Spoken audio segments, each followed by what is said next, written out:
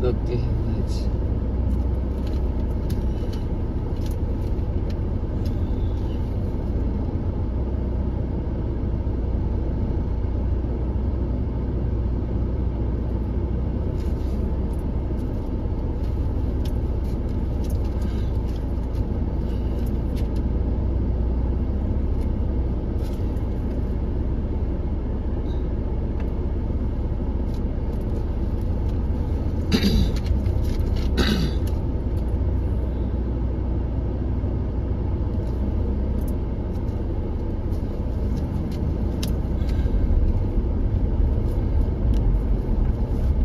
rooftop maayong udto karon while having this video while recording this video today is March 27 2025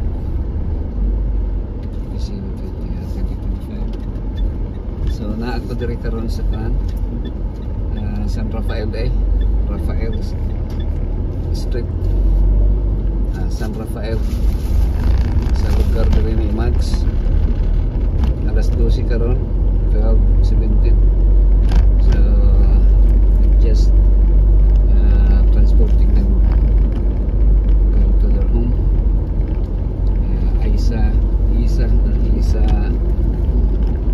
Pisio Nikit Adventist Hospital Davao so going back to Adventist Hospital Davao kaugalingon pagtago o pangulipas sa ilahang kaugalingon, but in the judgment day kining tanan all-seeing eye will detect every single thing, even the secret things, mga kapaglam. All-seeing eye, sa ito pa all-seeing eye, ang Diyos, ang mata na sayod ang Diyos sa imo o ako nga binuhatan, mga kapaglam. Di ta ka tago, di ta ka pangulipas, di ta ka balibad, kay we are transparent in the sight of God, mga kapaglam. Now, what is the standards of the judgment? Kasi standard ng mga kapaglam, unsa may mayanta nga ganong husgahan man ko, unsa may basihanan nga husgahan ko. Mananingon si ex-president Rodrigo Duterte, ningon siya nga unsa may akong sala, unsa may inyong ikapakita sa kuha nga sad-an ko.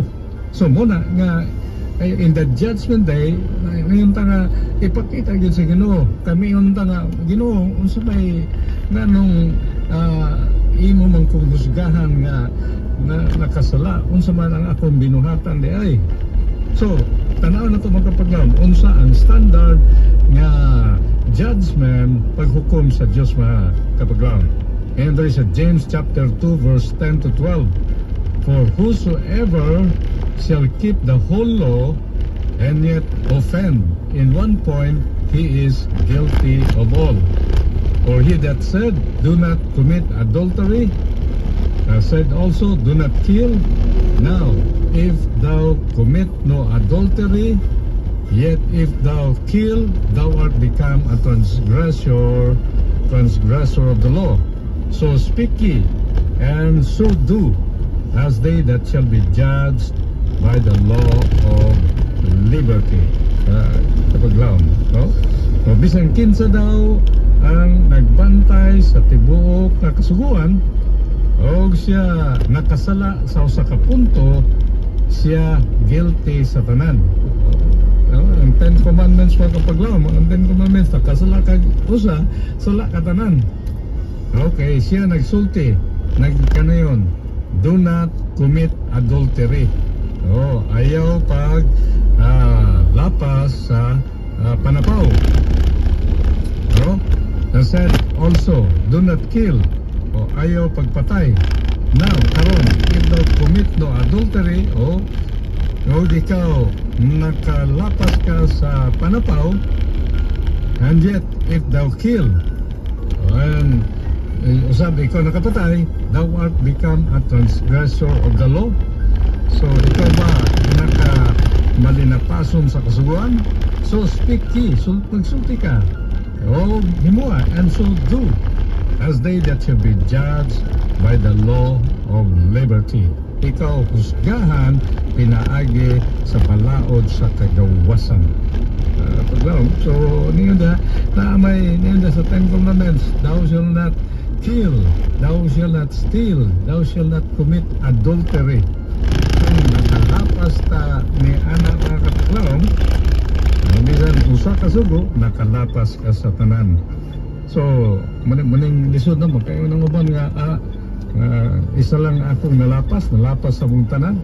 Tato pa, kung nakalapas ka kusa, nakalapas ka sa tanan, pwede man ni mahimoon nga pasayluhon ni mga ikang pasaylo nga ang tanan nga ang usa nimo kasala imuhang inulsulan o pangayo ang pasaylo. Mapasaylo ka mong kapagnon someday soon.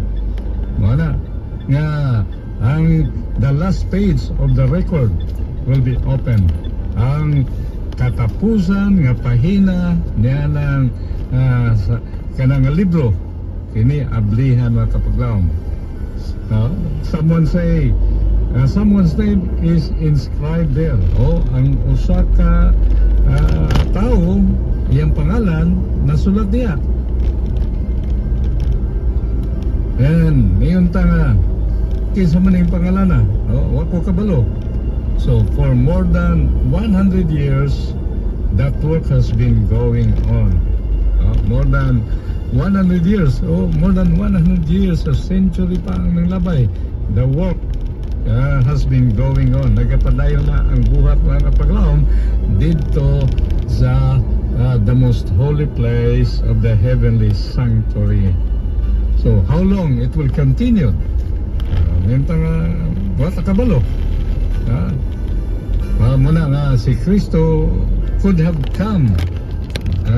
Si Kristo unta o anis kalibutan before 1844. Apan karon